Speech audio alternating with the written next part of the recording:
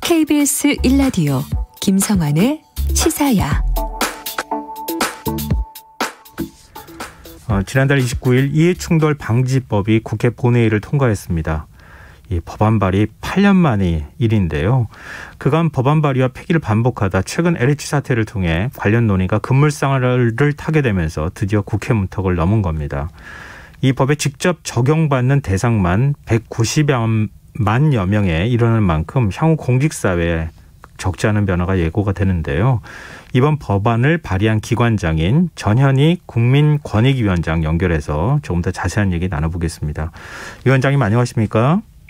네, 안녕하세요. 네. 반갑습니다. 예, 국민권익위원장으로서 이번에 이해충돌방지법 통과된 거 사실 남다른 의미가 있으실 것 같은데요. 우선 어떤 법안인지 설명을 좀 해주시면 좋겠습니다.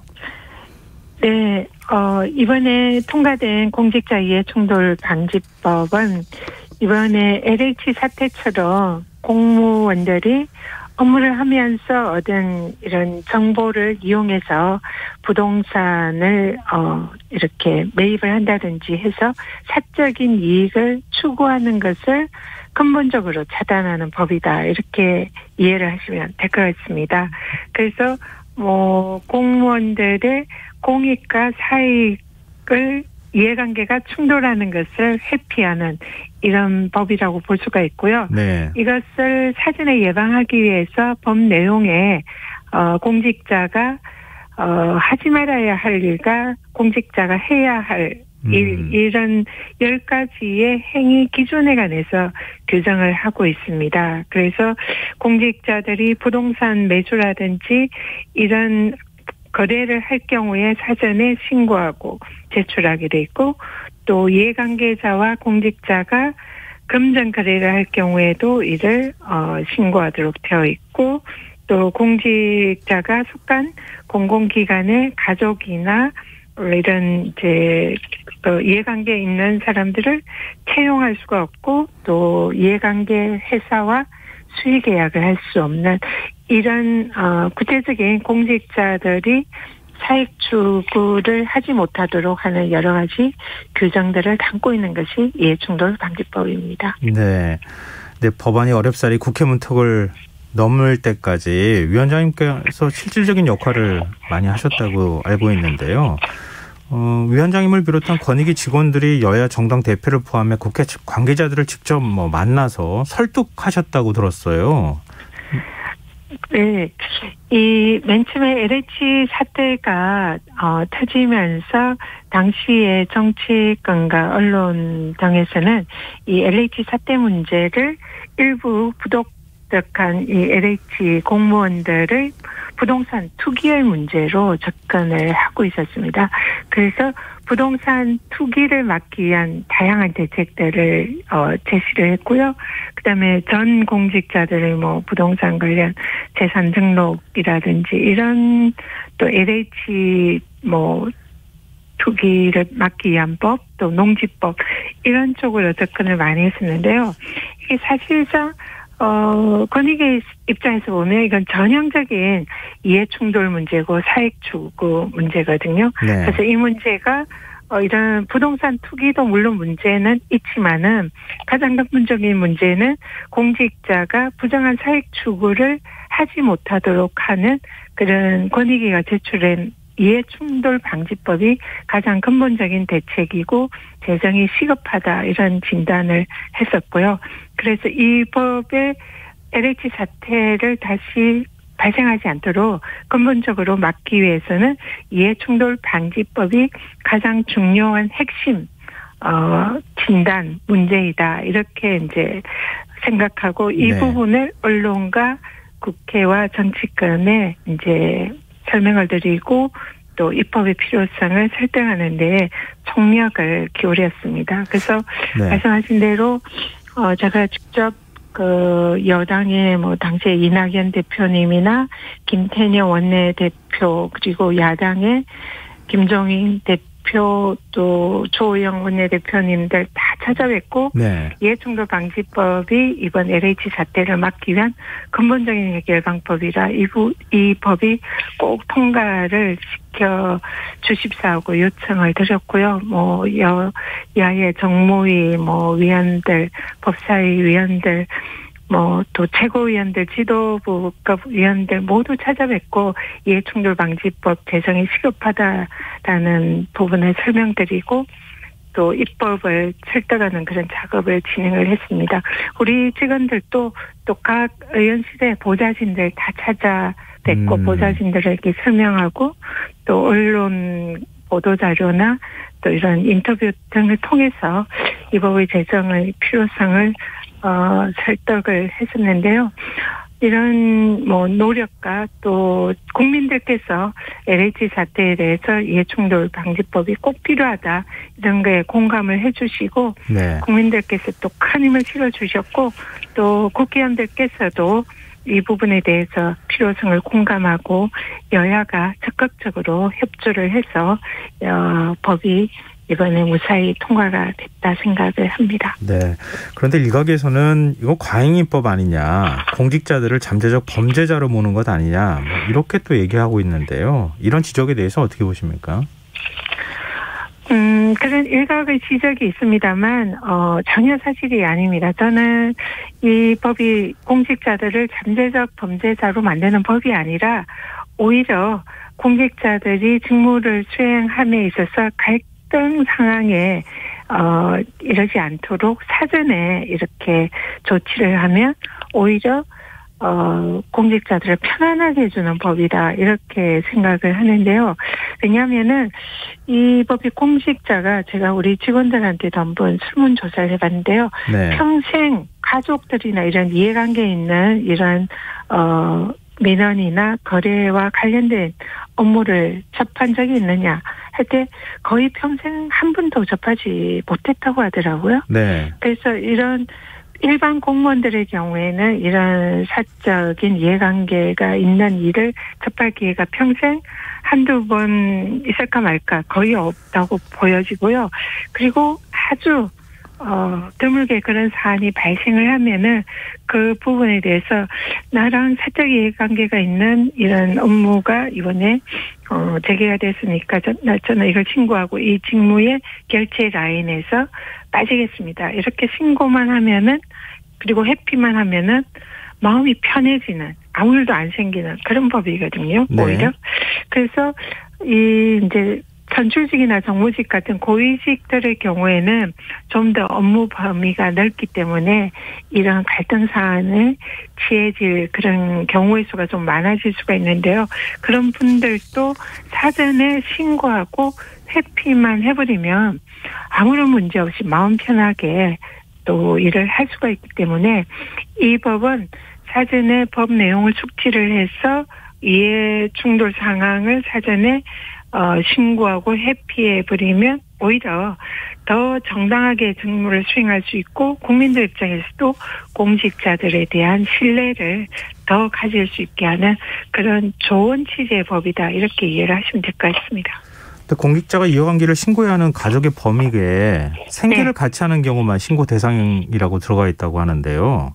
네. 그러면은 경제적으로 남남일 경우에는 제외되는 겁니까? 이 이해충돌 방지법 이번에 이제 내용 중에 공공기관의 부동산 직무 관련 공직자들의 부동산 보유 매수 신고를 하는 규정이 있습니다.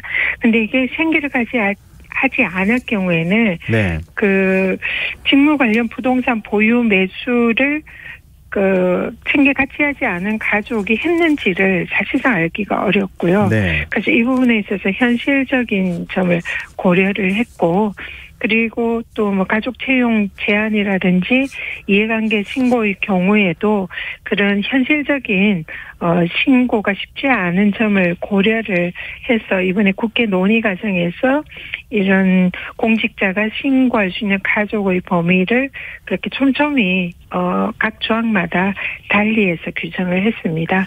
근데 일단은 이번 법안이 이제 통과되고 향후 시행령을 만들고 실제로 운용 과정에 있어서 이런 사각지대 발생이라든지 이런 부분도 추후에 발생이 되면 보완을 하도록 할 예정입니다. 이번에 LH 투기 의혹 나왔을 때도 많이 이제 논란이 됐던 부분인데요. 공직자가 직무상 비밀이나 미공개 정보를 이용해 이익을 취득한 경우에 그 이익 전부 몰수 추징되는 겁니까? 네, 그렇습니다. 지금 이번 법에는 직무상 비밀이나 미공개 정보를 이용해서 재산상 이익을 취한 경우에 7년 이하 징역이라는 아주 강력한 형사처벌이 따르고요. 또 플러스 거기에다가 취득한 재산상 이익은 몰수하고 가액은 추징하도록 이렇게 규정이 돼 있고요. 네. 공직자뿐만 아니라 이러한 공직자로부터 정보를 얻어서 사익을 추구한 제3자의 경우에도 마찬가지로 몰수나 추징되도록 규정이 되어 있습니다. 근데 위원장님 이거 어떻게 봐야 됩니까? 국회의원의 이해충돌 정보는 공개할 수 있다 이렇게 임의 규정으로 돼 있어요. 이 네. 공개 의무가 없는 겁니까? 지금 이해충돌방지법에도 그 민간 부분 업무 활동 내역에 대해서 공직자가 제출한 내역에 대해서 공개할 수 있다고 규정이 되어 있고요. 국회법과 똑같이 규정이 되어 있습니다. 그런데 네. 국회법이나 이해충돌방지법에 그런 개인정보보호법이라든지 관련 규정을 위반하지 않는 경우에 하나요.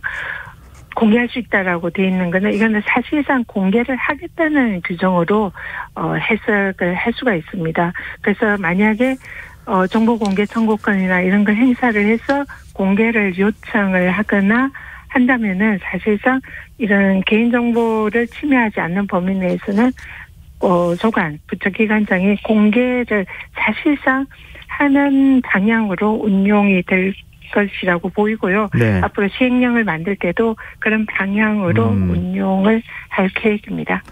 근데 국회의원의 경우에는 형사처벌 문제는 좀 제외하고서라도 지금 국회 윤리특위가 있지만 이게 뭐 제 기능을 못하고 있지 않습니까? 그 네. 셀프 징계다 이런 얘기들이 계속 나왔는데 이 좀 실효성 있는 내부 어떤 내부 자율 규제를 할 수 있는 그런 역할을 할 수는 없는 건가요? 지금 국회의원들 경우에 내부 자율 규제 관련해서는 국회법에 관해서 그 내부 징계라든지 윤리심사자문위원회 구성이라든지 이런 게 국회법에 상세히 규정이 되어 있고요. 그리고 국회의원들은 그 국회법 규정뿐만 아니라 이해충돌방지법 모든 규정이 국회의원들에게 적용이 됩니다. 그래서 이 법에 따라서 또 뭐 여러 가지 형사처벌이라든지 이런 것도 이제 국회의원들이 다 적용이 되고요. 그래서 이번에 이해충돌방지법과 국회법이 두 개가 다 국회의원들에 적용이 되면서 공직자들 중에서는 가장 강력한 처벌과 징계 규정이 적용이 된다. 이렇게 보시면 될 것 같습니다. 근데 위원장님 보시기에요. 이번에 이해충돌방지법 통과가 되고 실제 법이 시행이 되면 LH 사태 같은 일은 다시 발생하지 않을 것이다 이렇게 보십니까? 대부분은 이런 이제 사전에 이 법을 통해서 이러한 사익 추구를 근본적으로 차단을 할 수 있다고 생각을 합니다. 그래서 사적 이해관계 신고를 하고 직무를 회피하고 부동산 거래라든지 금전 거래 이런 부분을 이제 차단을 할 수가 있는데요. 근데 네. 그럼에도 불구하고 정말 나쁜 마음을 먹고 이런 걸 이제 법을 무시하고 이런 절차를 지키지 않고 뭐 차명이라든지 그렇게 이제 숨기는 경우에는 사실상 적발이 쉽지는 않지만 지금 또 이런 내부자 뭐 신고라든지 공익 신고라든지 그리고 또 실제로 만약에 적발이 됐을 때는 이 법은 매우 강력한 형사처벌과 또 추징 몰수 규정이 있기 때문에 쉽사리 공직자들이 그런 사익 추구와 같은 부정한 그런 행위를 할 수 없는 법이다 생각합니다. 그래서 네네. 사실상 이런 일이 발생하기가 어렵다라고 기대를 하고 있습니다. 이거는 좀 안 여쭤볼 수가 없는데요. LH 사태와 관련해서 민주당 의원들 국민권익위에 전수조사 의뢰했잖아요. 네. 근데 지금 강간무소식인데요. 결과 안 나오고 이거 어떻게 되는 겁니까? 무소식은 아니고요. 네. 왜냐하면 이게 조사를 지금 우리 권익위에서 현재 열심히 하고 있습니다. 근데 조사 내용을 권익위는 이렇게 외부에 공개하거나 그 과정 자체를 이렇게 발표는 현재 하지 않고 있는 상황이고요. 네. 또 저 같은 경우도 개인적으로 이해충돌 방지법 시행 전이라 하더라도 제가 이제 민주당 국회의원 출신으로서 우리 또 제가 알고 있는 지인들 사적 이해관계가 있는 그런 경우이기 때문에 이걸 사전에 이해관계 신고하고 직무에서 회피 신고를 했습니다. 알겠습니다, 위원장님. 근데 지금 언제쯤 나오는 겁니까, 그러면? 6월 중순경에 지금 이제 발표, 5월 중순. 네네. 이번 달 중순경에 아마 어느 정도 마무리될 거라고 생각을 하고요. 네, 아주 알겠습니다. 열심히 조사를 하고 있기 때문에 강간무소식이 아니라 네, 열심히 하고 알겠습니다. 있다. 어떤 내용이 나오는지 좀 기대해 보겠습니다. 네, 오늘 늦은 시간 인터뷰해 주셔서 정말 고맙습니다. 네, 감사합니다. 네, 지금까지 전현희 국민권익위원장이었습니다. KBS 라디오 김성환의 시사야 1부 순서는 여기서 마무리하겠습니다. 전 11시 정각 2부에 다시 오겠습니다.